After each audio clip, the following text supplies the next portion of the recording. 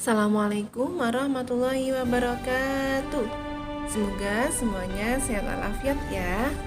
Salam pramuka. Hari ini kita belajar pramuka tentang P3K. Tapi sebelumnya kita awali dulu dengan membaca basmalah. Bismillahirrahmanirrahim.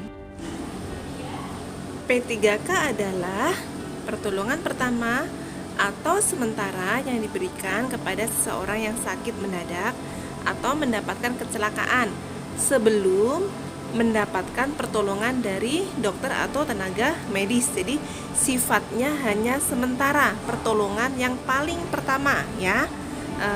Bisa dipahami ya. Kalau pertolongan itu sifatnya hanya sementara saja, lalu tujuan adanya P3K adalah apa? Yang pertama, untuk menyelamatkan nyawa seseorang. Yang kedua, mencegah kondisi buruk. Dan yang ketiga, hanya menunjang penyembuhan. Prinsip dari P3K adalah yang pertama, bersikap tenang, jangan panik ya.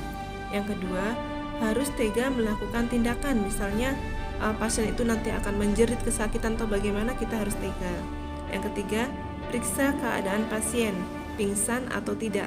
Lalu yang keempat, periksa kondisinya, denyut nadinya bagaimana. Selanjutnya adalah alat-alat P3K atau isi dari kotak P3K. Ada apa saja ya? Silahkan disimak. Itu ada gunting, ada plester, ada obat-obatan dan sebagainya. Itu harus ada pada kotak P3K. Nah, ini sebagai contoh tindakan terhadap apabila ada pasien yang pingsan. Yang pertama yang kita lakukan adalah kita harus memindahkan dulu orang yang pingsan ke area atau tempat yang aman dan nyaman. Selanjutnya adalah periksa kondisi orang yang pingsan tersebut ya, bagaimana kondisi pernafasannya. Lalu posisikan orang yang pingsan secara telentang dan naikkan kakinya lebih tinggi sekitar 30 cm dari dada agar membuat aliran darah kembali ke otak ya. Jadi kakinya itu diganjel dengan bantal atau apa benda yang di sekitar tersebut yang bisa buat mengganjal kakinya agar lebih tinggi dari dada.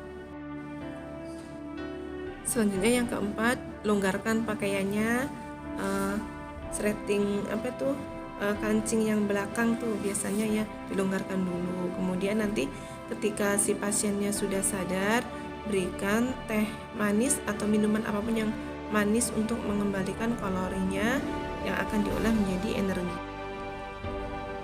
Nah, apabila pasien tersebut muntah, miringkan kepalanya biar tidak tersedak ya.